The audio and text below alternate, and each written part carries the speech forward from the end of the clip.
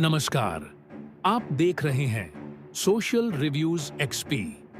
आज हम लाए हैं भारत की रक्षा तैयारियों से जुड़ी कुछ बेहद अहम और गर्व से भर देने वाली खबरें। पहली खबर निकल के आ रही है नेत्रा MK2 के बारे में, जिसमें भारतीय रक्षा अनुसंधान एवं विकास संगठन यानी DRDO ने अब पुष्टि कर दी है कि नेत्रा MK2 भारत का नया airborne early warning and control system, advance side looking और फ्रंट लुकिंग ASR रडार के साथ आएगा। यह नई प्रणाली एयर इंडिया के पुराने A321 विमानों पर आधारित होगी, जिसे DRDO का सेंटर फॉर एयरबोर्न सिस्टम्स यानी CABS विकसित कर रहा है। इसमें इस्तेमाल होने वाले गैलियम नाइट्राइड आधारित TR मॉड्यूल्स रडार को ज्यादा रेंज, ज्यादा सटीकता और इलेक्ट्रॉनिक जामिंग से बचाव देंगे। नेत्रा MKI अपने पहले वर्जन MKI की तुलना में लगभग 360 डिग्री कवरेज देगा, जिससे स्टेल्थ लड़ाकू विमान, बैलिस्टिक मिसाइलें और नए उभरते खतरे आसानी से पकड़े जा सकेंगे। 2027 से 28 तक IAF को ऐसे 6 AEW और C प्लेटफॉर्म मिलने की उम्मीद है और ये कदम भारत के आत्मनिर्भर रक्षा अभियान को भी मजबूती देगा। इसी के साथ दूसरी खबर निकल के आ रही है L-70 और ZU 23 मिलीमीटर गनों के बारे में, जिसमें इंडियन आर्मी अब करेगी इन सब गनों की छुट्टी। आएंगी नई जनरेशन की एयर डिफेंस सिस्टम्स।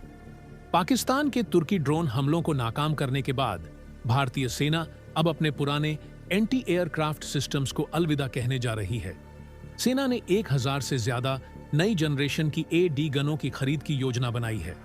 पुरानी लेकिन असरदार L-710 गन को आधुनिक किया गया था। आधुनिक राडार, ऑटो ट्रैकिंग और इलेक्ट्रो ऑप्टिकल सेंसर्स से लैस यह प्रणाली बेहद सटीक साबित हुई, लेकिन अब वक्त है इससे एक कदम आगे बढ़ने का।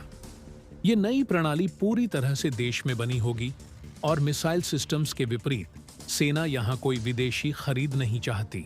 दोस्तों, आज की तीसरी डिफेंस की खबर है EMB 145 विमानों पर और नेत्रा MK1A अपग्रेड वर्जन के बारे में, जिसमें IAF की निगाहें अब EMB 145 विमानों पर आएगा। नेत्रा MK1A का उन्नत रूप। भारतीय वायुसेना अब 6 EMB 145 विमानों को खरीदेगी, जिनका उपयोग नेत्रा MK1A AEW&C सिस्टम के लिए किया जाएगा। ये प्लेटफॉर्म्स 450 किलोमीटर की रडार रेंज के साथ आएंगे, जो MK1 के मुकाबले दोगुनी है। नेत्रा MK1A का निर्माण DRDO और एम्ब्रेयर की साझेदारी में किया जाएगा। इससे भारत की एयरबोर्न सर्वेलेंस क्षमता 3 गुना बढ़ जाएगी, जो कि चीन और पाकिस्तान जैसे पड़ोसियों के बढ़ते AV&C बेड़े को देखते हुए बेहद जरूरी कदम है।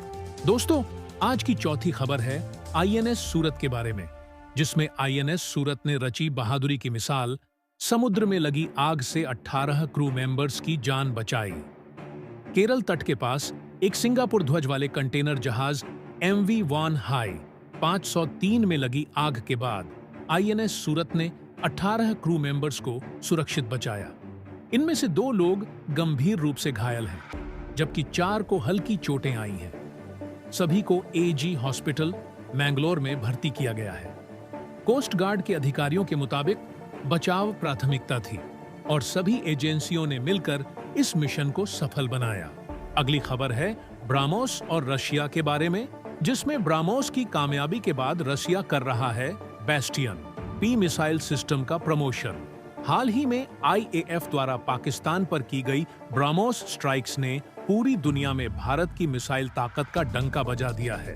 अब रूस ने भी अपने bastion P mobile missile system को अंतरराष्ट्रीय स्तर पर प्रमोट करना शुरू कर दिया है।